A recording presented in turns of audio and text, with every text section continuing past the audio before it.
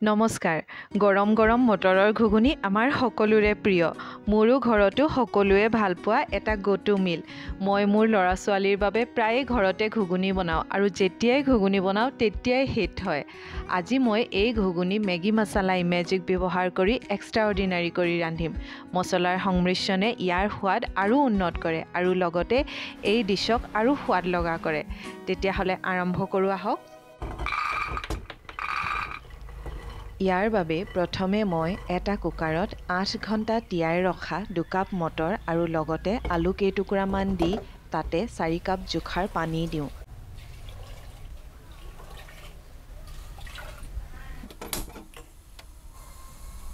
আৰু লগতে সোৱাদ অনুসাৰে নিমখ আৰু হালধি দি হাই ফ্লেমত 2টা হুইসেল আৰু লো ফ্লেমত এটা হুইসেল দি লওঁ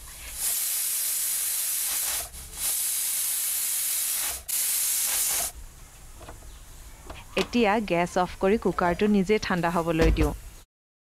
অন্য হাতে কেৰাহী এখনত তেল গৰম কৰি তাতে প্ৰথমে তেজপাত আৰু তাৰ পিছতে ডাঙৰ সাইজৰ কাটি ৰখা পিয়াজ এটা দি ৰঙচুৱা হোৱালৈকে ভাজি লওঁ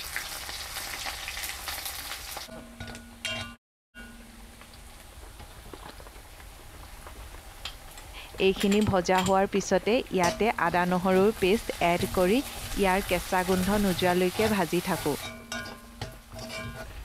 এতিয়া ইয়াতে হালধি ৰেড চিলি পাউডাৰ আৰু লগতে অকণমান পানী দি গোটেইখিনি ভালদৰে মিক্স কৰি লওঁ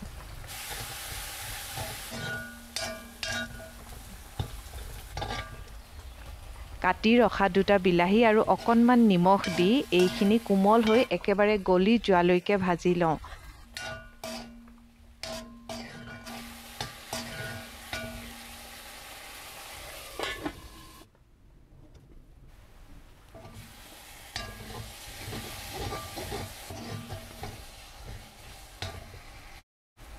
লগতে ধনিয়া পাউডাৰো মিক্স কৰি অলপ সময় সিজাই লওঁ এতিয়া বইল কৰি ৰখা মটৰ আৰু আলুখিনি দি দিওঁ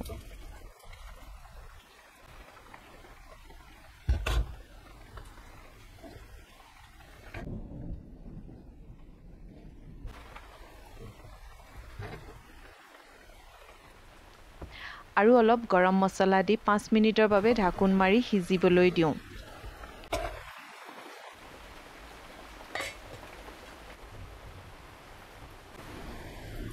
আৰু এতিয়া মই ইয়াতে মেগী মছলা ইমেজিক ব্যৱহাৰ কৰিম আৰু কম জুইত আৰু 2 মিনিটৰ বাবে ৰাখি থম মেগী মছলা ইমেজিক 10 বিধ মছলাক ৰোষ্ট কৰি পাৰফেক্টলি ব্লেন্ড কৰি প্ৰস্তুত কৰা হৈছে যিয়ে আপোনাৰ খাদ্যত অনন্য সোৱাদ প্ৰদান কৰে মই মোৰ যিকোনো সবজি ডাল কাৰি আদিত মেগী মছলা ইমেজিক ব্যৱহাৰ কৰোঁ যিয়ে সোৱাদবোৰ আৰু উন্নত কৰে গ্যাস বন্ধ কৰাৰ 2 পৰা 3 মিনিটৰ আগতে আপোনাৰ ডিশত মেগী মছলা ইমেজিক ব্যৱহাৰ কৰক যাতে সোৱাদবোৰ একেলগে মিলি যায় মটৰৰ সুগন্ধিয়ে একেবাৰে গোটেই ঘৰ বিয়পাই দিছে হেয়ে টেষ্ট কৰোঁ আহক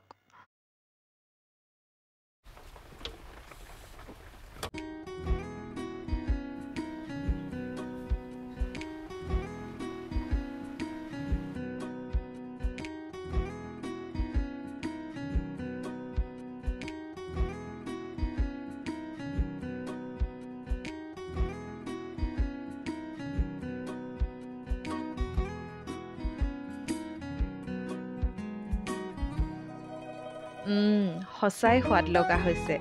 আপোনালোকেও নিশ্চয় এই ৰেচিপিটো এবাৰ ঘৰত ট্ৰাই কৰিব ধন্যবাদ